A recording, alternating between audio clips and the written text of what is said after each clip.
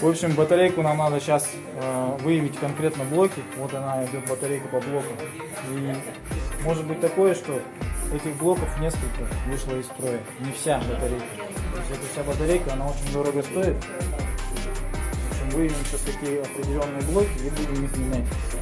Все. В этом и заключается как бы ремонт этой батарейки. А вот этот прибор, он нам в этом поможет. Это по сути компьютер. Ну, специфически он снимает данные, короче.